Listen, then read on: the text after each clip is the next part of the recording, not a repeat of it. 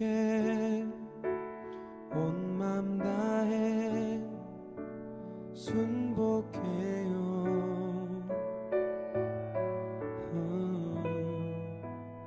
영원토록 찬양을 드립니다.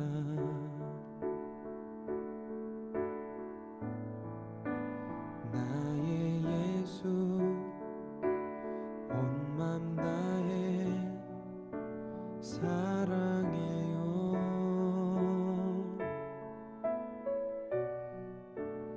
나의 예수 온 맘 다해 경배해요.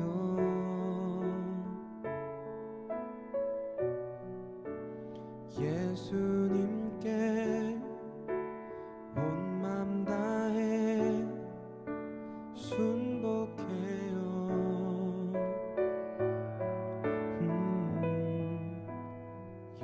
영원토록 찬양을 드립니다.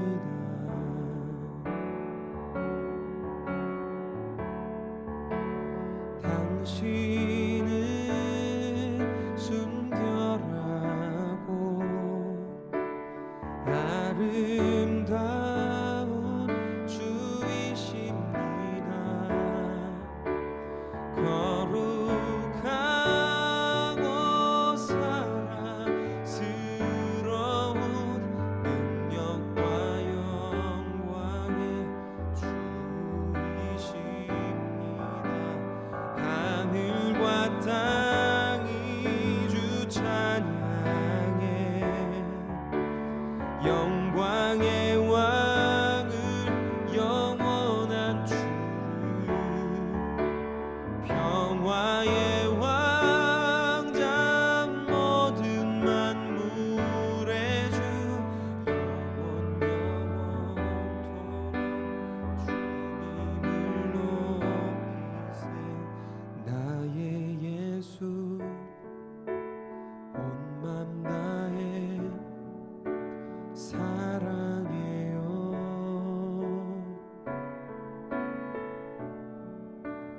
나의 예수 온 맘 다해 경배해요.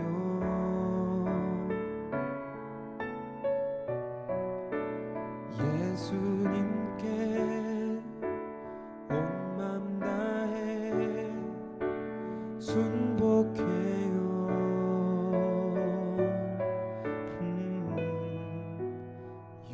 영원토록 찬양을 드립니다.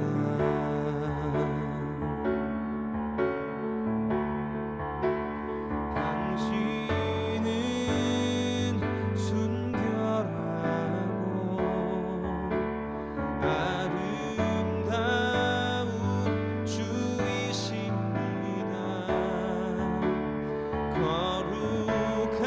거룩하고 사랑스러운 능력과 영광의 주이십니다. 하늘과 땅이 주 찬양해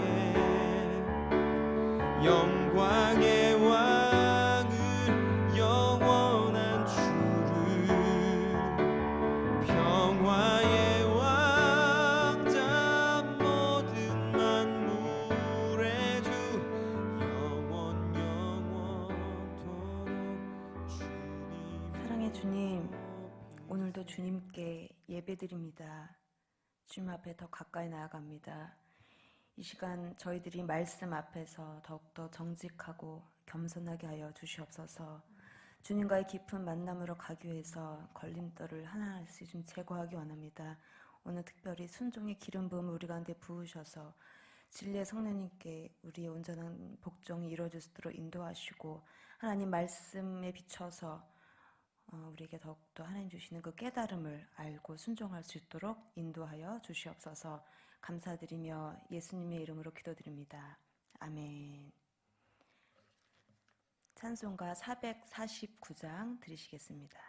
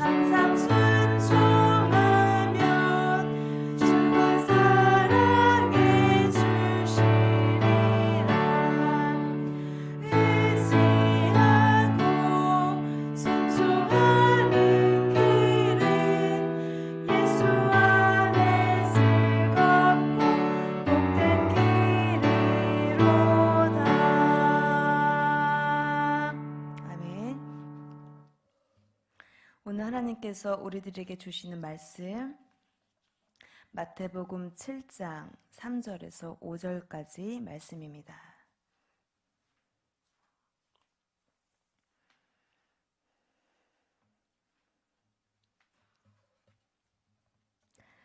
제가 봉독해 드리겠습니다.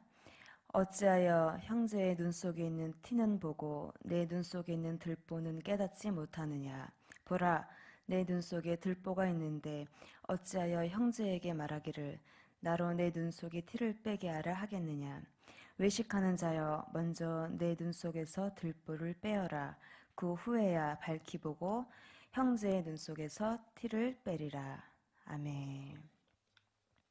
할렐루야, 축복합니다. 오늘도 추석 명절 연휴 기간에도 주님 앞에 시간을 들여 마음을 들여 예배하는 모든 성도님들 가운데 주님의 은혜와 평강이 임하기를 주의 이름으로 축복합니다. 저도 신앙생활을 하다가 스스로가 느끼기에 그리스도인으로서 또 하나님의 자녀로서 이 삶의 구체적인 실천적인 부분에 있어서 스스로도 좀 느슨해졌다라고 생각할 때, 또는 그로 인해서 영적으로 좀 다운되거나 또 반복되는 이런 죄로 인해서 괴로울 때가 종종 있습니다. 그리고 진리 가운데서 또 말씀 가운데서 내가 좀 멀어진 것이 아닌가, 그런 것들이 좀 삶의 구체적인 행동으로 이런 죄성들이 나올 때, 이러한 저의 개인적인 삶 가운데서 마음을 다시 잡고 집중해서 보는 성경 말씀이 몇 군데가 있습니다. 물론 성경 66권이 다 중요해요. 모든 말씀이 다 생명이고 하나님의 말씀이기 때문에 다 중요하고 우리가 함께 묵상해야 되지만, 특별히 그럴 때 내가 삶의 실천적인 부분에서 잘 순종되지 않을 때, 좀 삶이 느슨해졌을 때 보는 말씀이 몇 군데가 있는데, 구약에서는 잠언서를 집중적으로 그럴 때 보고요. 또 신약에서는 신약의 잠언, 이제 행함을 강조하는 서신서라고 하죠. 야고보서를 주로 반복해서 보고요. 또 복음의 꽃 중에 꽃이라고 했은 로마서, 그 중에서 그리스도인의 이 구체적인 삶의 방법과 실천을, 그런 삶의 덕목들을 중심 내용으로 하는 로마서 12장부터 15장까지를 제가 집중적으로 봅니다. 그리고 또 한 군데는 오늘 함께 볼 이 마태복음의 특별히 산상수 말씀, 마태복음 산상수는 5장부터 7장까지 5, 6, 7장을 산상수훈이라고 하는데, 예수님께서 제자들에게 산에서 가르치신 설교예요. 산 위에서 가르치신 것이다. 그래서 산상수훈이라고 하는데, 이런 성경 말씀들, 아까 말씀드린 잠언서, 또 야고보서, 로마서, 마태복음, 산상서, 이런 말씀들을 보면 말씀이 아주 예리한 검이잖아요. 그 연약한 저의 모습 가운데 그 말씀의 검이 들어옵니다. 그러면서 나의 생각과 마음을 찔러 쪼개고, 또 그 말씀에 찔려서 거기서 멈추는 것이 아니라 또 회개하고, 또 그런 죄된 습성에서 돌이키게 하고, 또 다시 그 영적 나태함과 삶의 그 죄 가운데 있었던 그런 습성들에서 다시 진리로 저를 이끌어 가시고 또 일어서게 하는 그런 말씀들입니다. 왜냐하면 말씀은 생명입니다. 생명이고 능력이기 때문에 죄 가운데 빠져있는 나태한 저를 그렇게 이끌어 가시는, 또 다시 순종하게 하시고 하나님께 가까이 갈 수 있도록 회복시켜 주시는 그런 경험들을 하게 됩니다. 우리 함께 새벽 예배를 통해서 존 비비안 목사님 임재를 묵상하고 있습니다. 또 새벽에 이렇게 말씀을 나누고, 또 속회 모임을 통해서 함께 속도원들과 함께 나누고 있습니다. 오늘은 파트 2, 순종이라는 자유 중에서 마지막 다섯 번째 내용인데, 오늘 본문을 담고 있는 마태복음 7장 보면 예수님의 설교, 이 산상수훈에 어떻게 보면 대단원의 막을 내리는 부분이라고 할 수 있습니다. 이 산상수훈의 전체적인 예수님의 첫 설교거든요. 그리고 핵심 설교인데, 이 산상수훈의 전체적인 내용은 하나님의 나라가 어떤 것인지 말씀하고 있어요. 또 제자됨의 삶이 어떤 것인지, 또 참 그리스도인의 구체적인 삶의 특성들이 어떤 것인지 예수님께서 말씀하고 계신데, 오늘 마태복음 7장 함께 볼 건데, 1절 다 읽진 않았지만 1절부터 6절까지에서의 단락은 무엇에 대한 것이냐면 비판에 대한 가르침이에요. 남을 비판하는 이 비판에 대한 가르침인데, 이 비판은 아주 현실적인 문제입니다. 그리고 잘 실천되지 않는 부분이기도 하고요. 누구나 쉽게 믿는 우리들도, 믿는 그리스도인들도 이 비판하는 이런 죄에 대해서 잘 일어나지 못하고 또 쉽게 저지를 수 있는 이런 죄성이라고 볼 수가 있습니다.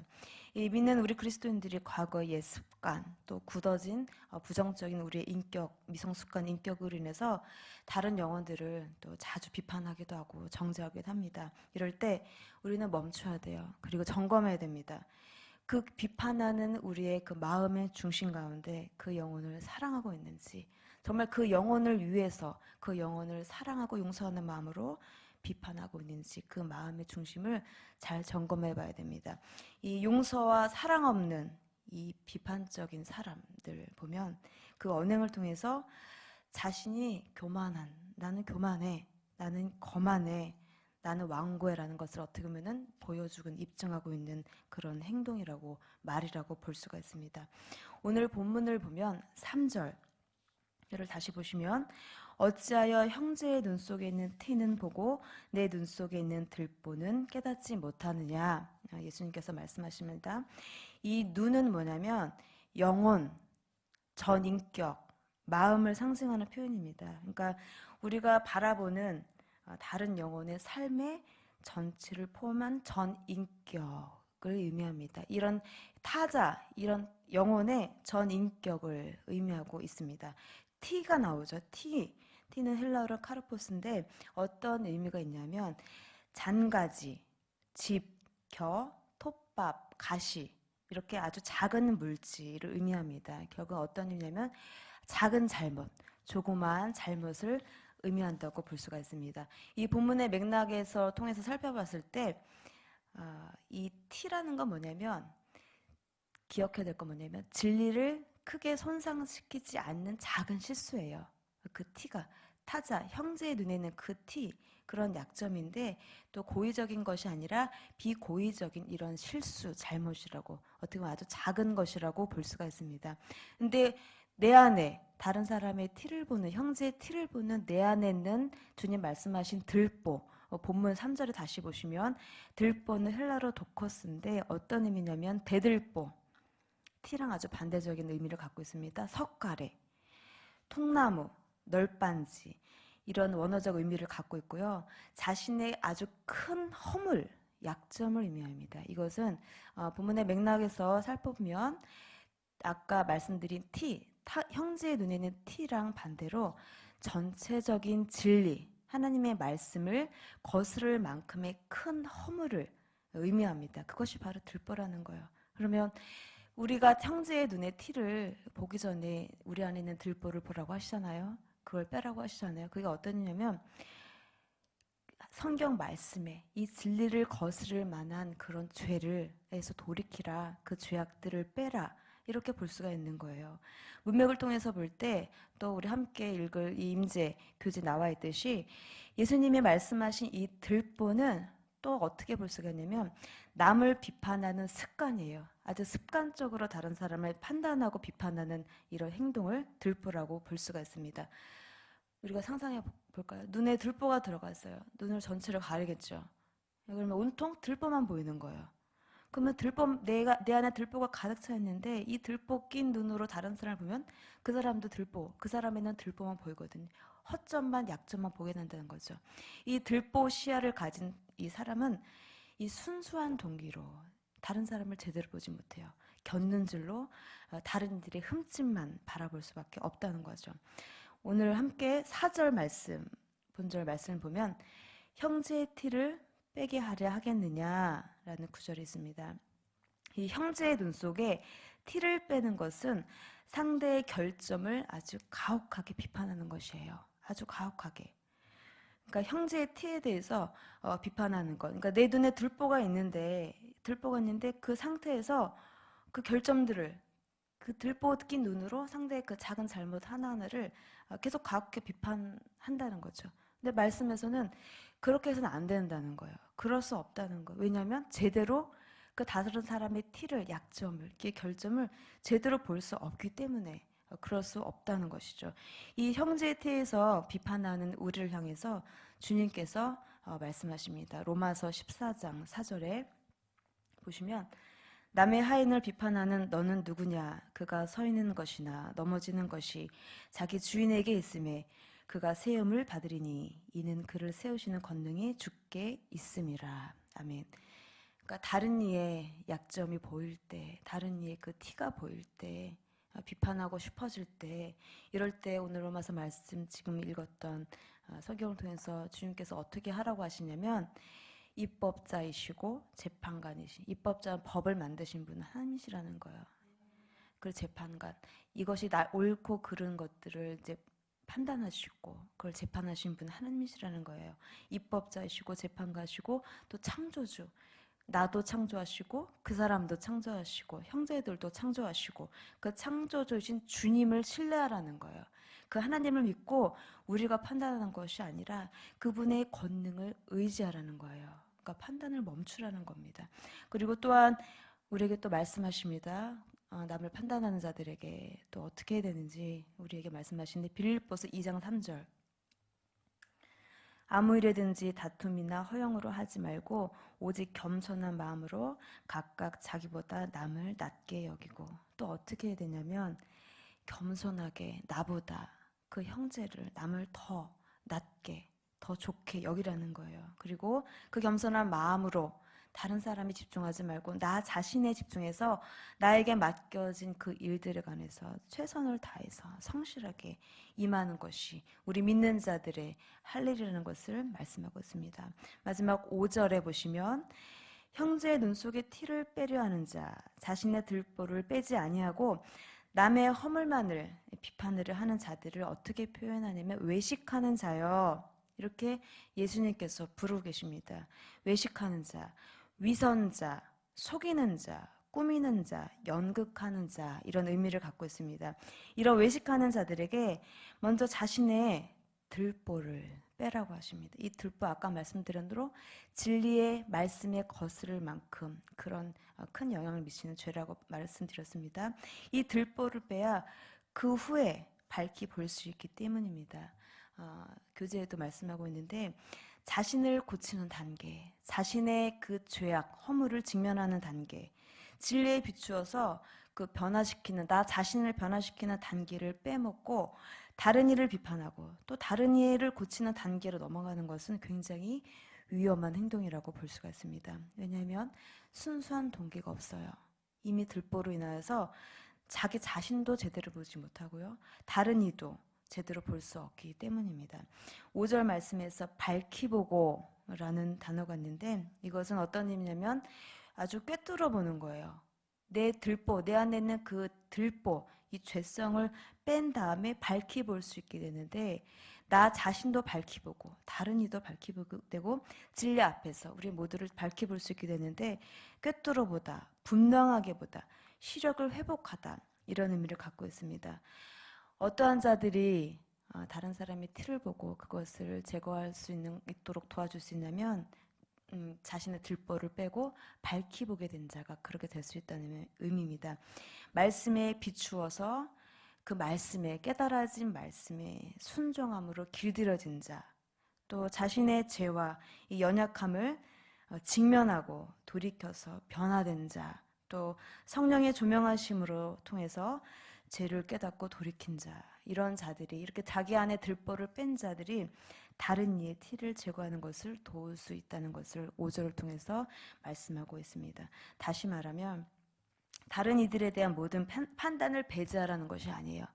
그 다른 이들의 그 티를 보고 그런 실수와 약점들을 보고 무조건 가만히 있으라는 것이 아니라 비난적 비판, 또 사랑이 없는 비판을 하지 말되 자신을 이 개인의 성화의 과정으로 잘 겪고 있고 잘 거치고 있는 자, 그리고 자신을 잘 말씀 앞에서 또 진리 앞에서 성령의 조명 아래서 밝히 보는 자, 즉 들보를 뺀 자는 다른 이의 티를 뺄 수 있도록 도울 수 있다는 거예요. 그런 자들만이. 그리고 또한 말씀을 통해서 보니까 그러한 책임이 우리에게 있다는 것을 말씀하고 있습니다. 개인적으로 저도 물론 지금도 많이 부족하고 미성숙한 부분들이 많이 있습니다. 그러나 지금보다 더 어린 신앙을 가졌을 때, 성숙하지 못했을 때 이렇게 성도들을 바라보면서, 성도님들을 바라보면서 특별히 믿음의 성장이 느린 성도들, 또 잘 순종하지 않는 이런 성도님들이 계셨어요. 그리고 또 세상적인 가치관에서 벗어나지 못한 이 세속적인 이런 성도님들, 또 달라고만 하는 그런 성도님들, 또 떼쓰는 분들, 또 고집과 욕심으로 인해서 하나님께 더 가까이 나오지 못한 그런 자들을 보면서 이렇게 생각했었어요. 왜 저렇지? 왜 저렇게밖에 못하지? 답답해 라는 생각으로 판단했던 경우들이 어린 신앙 가운데서 종종 있었습니다. 그때 하나님께서 주셨던 동일하게 반복적으로 주시는 마음은 어떤 거였냐면 저 아들, 저 딸, 내 핏값으로 산 자야. 내 것이야. 판단하지 마.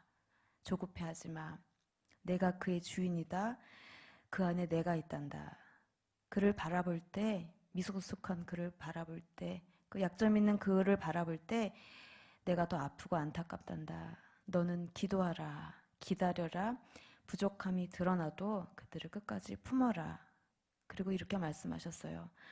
너가 그러했을 때, 너도 그렇게 어렸을 때, 부족했을 때, 미약했을 때, 미성숙했을 때 내가 너를 그렇게 했잖아. 기다려줬잖아. 이렇게 말씀하세요. 이런 말씀을 주시면서 깨닫게 하세요. 저를 먼저. 그리고 저 자신을 다시 한번 보게 하시는 것을 볼 수가 있었습니다. 하나님께서 하신 일은 이래요. 우리는 다른 사람의 자꾸 허물을 봐요. 약점을 봐요. 미성숙함을 봐요. 그리고 판단하고 싶어져요. 비판하고 싶어져요. 그러나 주님은, 하나님께서는 어떻게 일하시냐면, 주님의 마음은 어떠냐면 그 사람, 내가 보는 그 사람에 집중하기보다는 자신을 먼저 보게 하세요. 성령께 조명하셔서 진리 가운데서 그 빛으로 나 자신을 먼저 비추셔서 보게 하시고 그 영혼에 대한 주님의 마음을 부어주시더라고요. 그러면서 이렇게 주님의 마음을, 그 영혼을 향한 내가 판단하고자 했던 그 영혼에 대한 주의 마음을 부어주시고 또 주님께서 나에게 그렇게 기다려주셨던 그 마음을 알게 되니까 더 이상 할 말이 없어지더라고요. 겸손해지고 회개했던 그런 기억들이 납니다.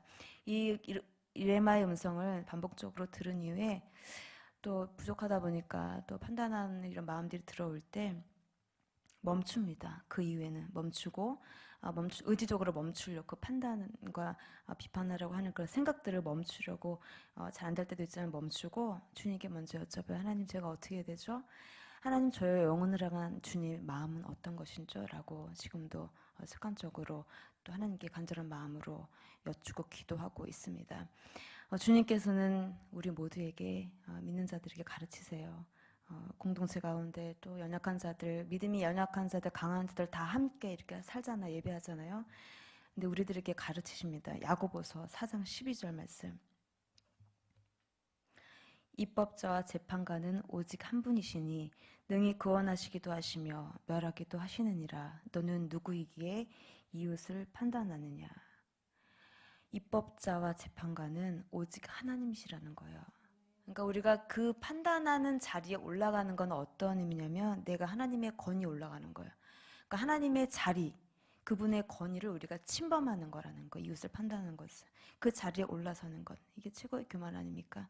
하나님은 지금도 우리들에게 그 판단을 멈춰. 그 모든 것은 내 주권이다 라고 말씀하고 계십니다. 20대 때 이렇게 선교단체에서 남편 목사님과 훈련 받았던 그런 단체가 있었어요. 그 선생님께서 이런 말씀을 하셨습니다.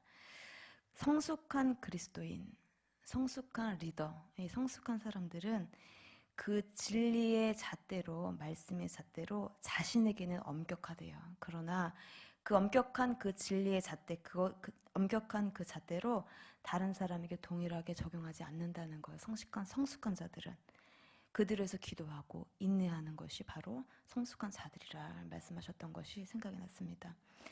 오늘 말씀을 정리하면서 함께 적용해 볼 건데, 첫 번째, 진리를, 이 말씀을 우리에게 주신 목적은 각 사람이 다른 일을 판단하기 위한 것이 아니라 자기 자신을 그 말씀에 비춰보기 위한다는 거예요. 깨닫게 하시고 하나님의 사람으로 예수 그리스도의 이 장성한 분량까지 변화하고 성장케 하시기 위해서 우리에게 진리의 말씀 주셨다는 것, 자신을 고치는 것, 진리에 어긋난 들보를 빼는 것입니다.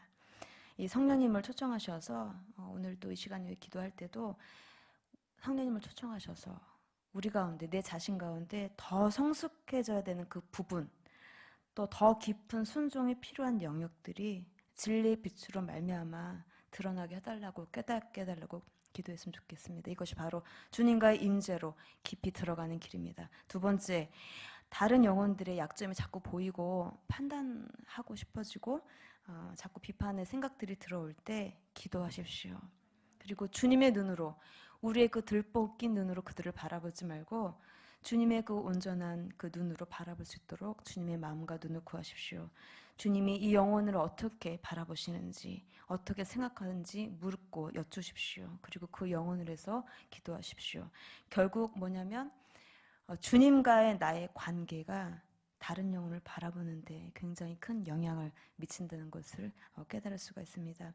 주님께 더 가까이 나아가고 그분의 마음을 나누고 그분의 음성을 들을 때 비판을 멈추고, 그리고 말씀대로 기도하고 그 영혼을 해서 기다리고 절제하고 용서하고 축복하는 성숙한 그리스도인들이 될 줄을 믿습니다. 함께 공동기도문, 함께 기도문 소리내어서 읽어드리겠습니다. 하나님 아버지, 당신의 말씀은 내 발의 등이요 내 길의 빛이심을 고백합니다.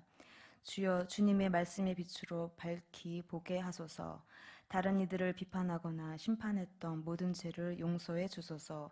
남을 저울질하는 대로 너희도 저울질을 당할 것이라고 하셨는데 남을 저울질했던 죄들을 용서하소서. 그리고 다른 이들을 하나님의 자비로 관대히 대하게 하소서. 형제 자매의 흠을 바로잡아주는 게 내 임무라 생각했던 착각에서 벗어나게 하소서. 내 눈의 들보를 없애주소서. 주님의 진리로 자유로워질 줄 믿습니다. 하나님 아버지, 하나님만이 내 마음속 은밀한 비밀을 다 아시리라 생각합니다. 그 모든 것을 하나님의 돌보심에 온전히 맡깁니다. 예수님의 이름으로 기도드립니다. 아멘.